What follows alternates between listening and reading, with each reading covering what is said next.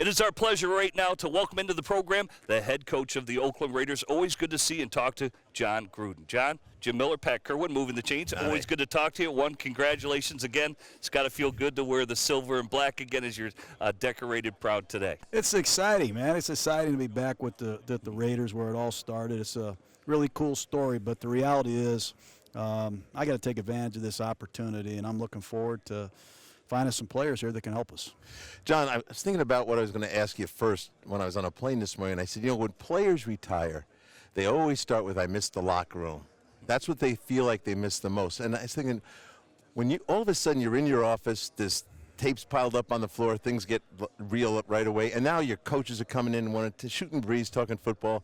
As great as the fellowship was down there, this is real. And I was just wondering, what part do you wake up in the morning and love right now that you didn't have in the media? Yeah, I love the responsibility of it, honestly, of this brand, the Oakland Raiders, trying to revive it, trying to help the Raiders get back to the Super Bowl and win it.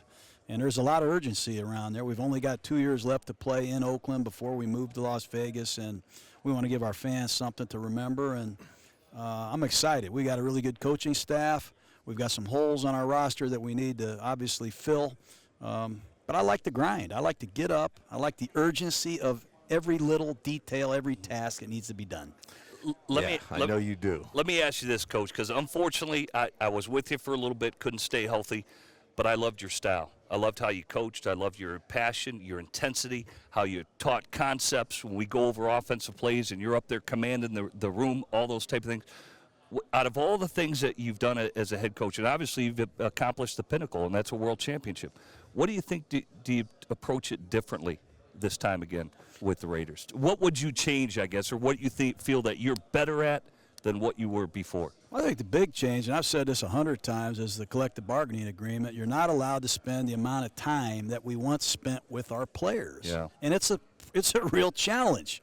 So we have to be better than everybody in the meeting room. We got to be better than everybody taking advantage of our time when we are on the practice field. So, rehearsing every drill we're going to do, how much time we're going to spend to every minute task is important, because time spent is at a premium right now across the board in the NFL, and that's why I'm really excited about our coaching staff. We've got some really good teachers that can allow us, I think, to achieve at a high level in the meeting rooms.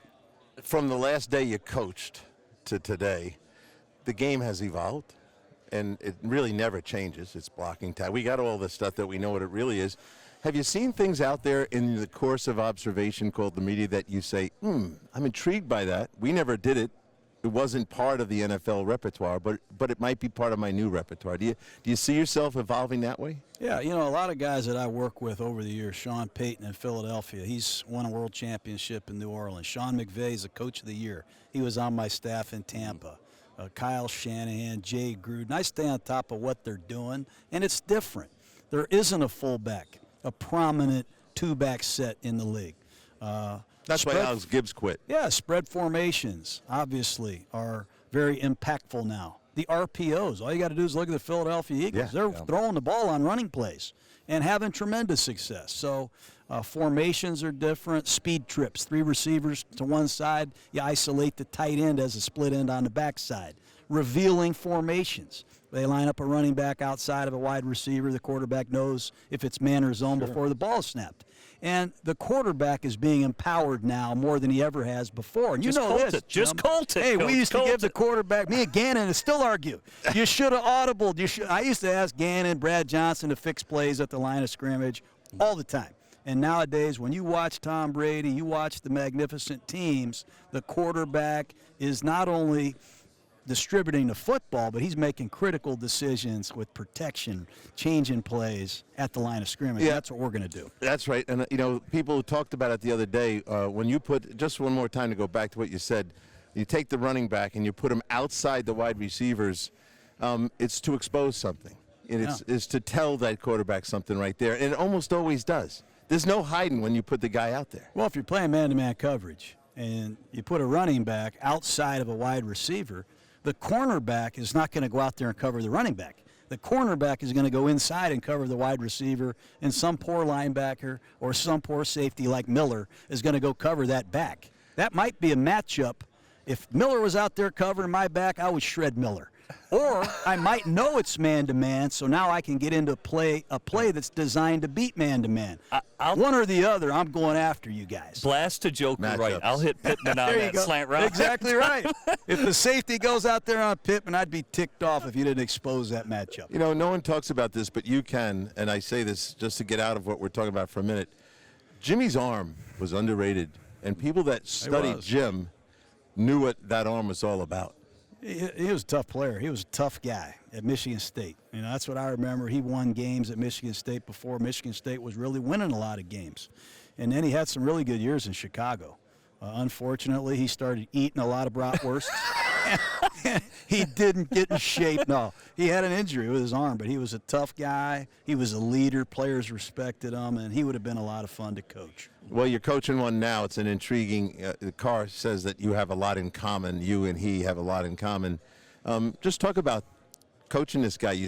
First off, you had him down in Florida. You've been around the world with this guy. Now you're coaching him. You know what, Pat? He's got exceptional arm talent. It's quick. It's accurate. He can throw with touch and timing and velocity, and he can throw from different platforms. This guy can really uncork it, and he's a great kid. I think he's athletic. You know, he ran well. I think he's capable of running for 250 yards. Running, scrambling. There it is. Scramble for 12, 15, 20 first downs, extended change. I think he can do that as well.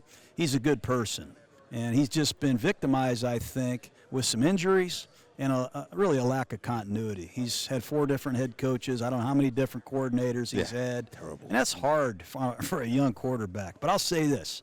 When he was at Fresno State, he was calling his own plays in a no-huddle offense, 50 points a game. Devontae Adams was his split end. And that's what we're going to ask him to do.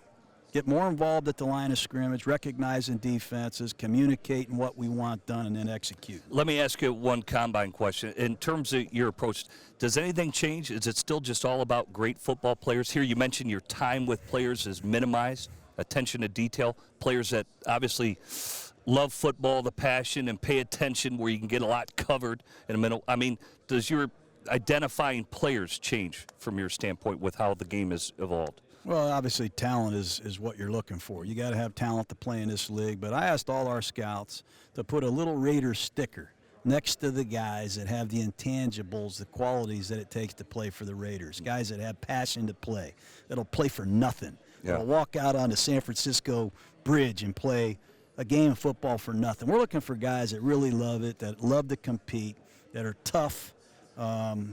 And if they do have these qualities, we put a little sticker up there. And if it comes right down to it and it's close, we're always going to take the guy with the sticker. Well, I sat with John in a meeting room at the Combine, just the two of us, and in came a young quarterback. I'll never forget it. And talk about getting something done in a minute. John took a chair and pushed the chair. It was Chris Redman. Pushed the chair over to him and said, "Get under that chair. He's your center. I want to hear your hard count." Well, he had a horrible hard count. Then he said, "All right, now call it the longest play, the toughest play in your book." He stumbled him. So John says to him, "I'm going to be here again tomorrow night. Why don't we try this again?" So you got something out of him right away. Yeah. That's the secret to this, where you sit down with these kids one after another now. Well, they got a guy with a horn, and they blow it after 15 minutes, and if you don't get the guy out of there, you lose your second-round draft choice. So you got to know what questions you want to get answered, but these guys are scripted, too. They got agents that are helping them. Hey, Gruden's going to ask you this. Gruden's going to ask you that. So I got to think outside the box, Pat. I got to ask questions to these guys that they can't possibly prepare for. Well, I was pretty good last night. Wait till you see me tonight. I got some questions, not for this show, but I No, don't give us, don't reveal, you know. but I'll tell you, when I was with Belichick, I thought he was the greatest. You were the greatest one-man performance. What he did was they came into the room in the dark.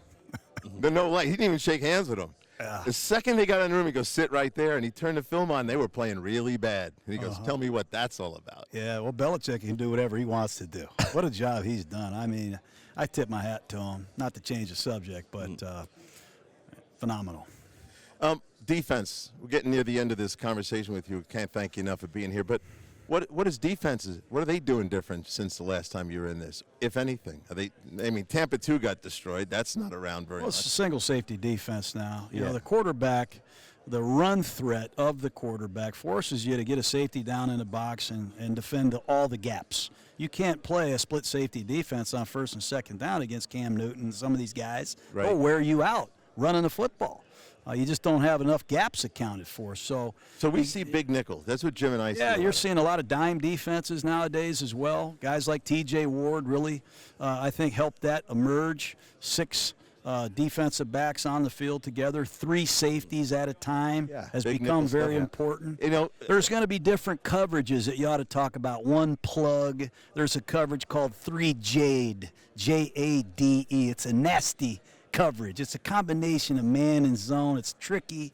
The Seattle Seahawk well, I was cover gonna 3 say, that they sounds play. like Seattle. There's all these different versions of like Tampa 2 split safety coverages of years ago. Now they're 3 deep man zone mixture coverages, and then all the fire zones are 3 deep and 3 under with a 5-man rush. You got to deal with them as well.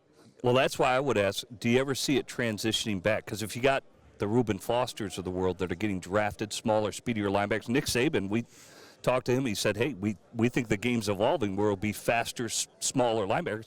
Will it go back to heavy sets on offense? I wouldn't mind doing that, Jim. I would not mind having the ability to slam it at you. If we are fortunate to get Marshawn Lynch back as our running back, we need to do a better job servicing him. We got to have a blocking tight end and a fullback. Right. If he's going to be the great Marshawn Lynch that we remember in Seattle, remember, they had a blocking tight end. They didn't have Jimmy Graham. They had a blocking tight end, Zach Miller, and they had a hell of a fullback. This Michael Robinson, he would undress you in the hole. He would smoke you. So they had the components to really feature a guy, and if they get smaller, maybe we got to get bigger. But the common thing that I see in pro football now is they are stretching the field horizontally, like Andy Reid is in Kansas City, and just when you take that into account, they can still stretch you vertically. Right. So it's that stretching of the defense that is forcing them to get quicker and faster and more specialized to compete. Thanks for what you're doing for football. Okay, the game is under siege by some people, but I have always appreciated you guys keeping the game strong, man. I love it. Appreciate it. Good luck Good luck to you. man. John Gruden, everybody, head coach of the Oakland Raiders.